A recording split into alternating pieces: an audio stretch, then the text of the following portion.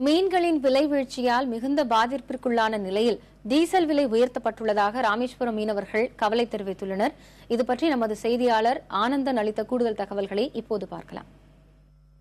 ராமநாதபுரம் மாவட்டத்தின் பிரதான தொழிலாக விளங்கும் மீன்பிடி தொழில் கடந்த 1964 மிகவும் நடிவடைந்தது. அது மட்டும் இல்லாமல் எங்களுடைய வாழ்வாதாரமே பாதிக்கப்பட்டிருக்கு அப்படின்னு சொல்லி இந்த பகுதி மாவட்ட மீனவர் பகிரங்கமாக குற்றம் சுமத்தியிருக்காங்க. அது மட்டும் இல்லாமல் கடந்த காலங்களில் இலங்கை கடற்படையுடைய அத்துமீறல் கைது நடவடிக்கையால் பல கோடிக்கணக்கான மதிப்புள்ள எங்களுடைய உடைமைகள் இலங்கை கடல் பகுதியிலேயே இருக்கு. அதாவது 100 படகுகள் அங்கே இலங்கை கடற்படையால் சிறைபிடிக்கப்பட்டு விடுவிக்கப்படாமல் இருக்கு.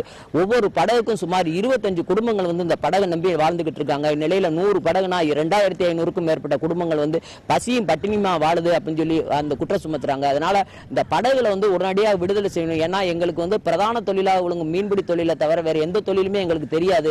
அதனால இந்த படகுகளை விடுவித்தால் மட்டுமே இந்த மீன்பிடி தொழிலை நாங்க வளர்ச்சி அடைய முடியும் அப்படின்னு சொல்லி ஒரு வலிமையான ஒரு கோரிக்கை வச்சிருக்காங்க. இந்நிலையில தாங்கள் பிடிச்சிட்டு வர மீன்களுக்கு போதிய விலை கிடைக்கல. அதாவது 10 பைசாக்கு வாங்கின தீப்பெட்டி இன்னைக்கு ₹1 விக்குது. ஆனா நாங்க 15 வருஷத்துக்கு முன்னாடி பிடிச்ச மீன்களுடைய விலை இதே விலையத்தான் இந்த வருஷம் இந்த தடவை வித்துக்கிட்டு இருக்காங்க அப்படின்னு சொல்றாங்க. அதனால அரசாங்கம் கரும்பு நெல்களுக்கு எப்படி விலை நிர்ணயம் செய்யறாங்களோ அதே போல நாங்க பிடிச்சிட்டு வர மீன்களுக்கும் விலை நிர்ணயம் செஞ்சு எங்களுடைய வாழ்வாதாரத்தை உயர்த்தணும் அப்படின்னு சொல்றாங்க. அது மட்டும் இல்லாம டீசல் விலை அதிகரிச்சுக்கிட்டே இருக்கு. அதனால எங்களால படகுகள் இயக்க முடியல.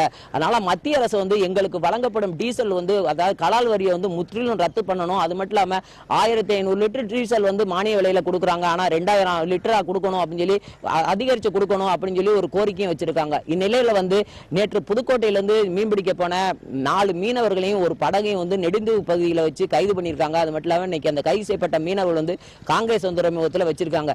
நேற்று தான் ராமேஸ்வரம் துறைமுகத்தில் படகுகளையும் மீனவரையும் விடுவிக்கணும் அப்படின்னு சொல்லி ஒரு கோரிக்கையை வச்சு வர 24ஆம் தேதி ரயில் மறியல் போராட்டத்தை அறிவிச்சிருக்க இந்த நிலையில மீண்டும் புதுக்கோட்டை மீனவர்கள் கைது செஞ்சது அதாவது தமிழக கடலோர பகுதியில் மிகுந்த ஒரு பதட்டமான ஒரு சூழலை ஏற்படுத்தி இருக்கிறது. அதனால படகுகளையும் மீனவரையும் விடுதலை செய்யணும். அது மட்டும் இல்லாம எங்களுடைய கோரிக்கையை நிறைவேற்றி தர அரசாங்கம் முன் வரணும். இல்லைன்னா நாங்கள் போராட்டத்தில் குதிக்கிறத தவிர வேற எந்த வழியுமே இல்லை அப்படின்னு சொல்லி இந்த பகுதி மீனவர்கள் குற்றம் சுமத்தி இருக்காங்க.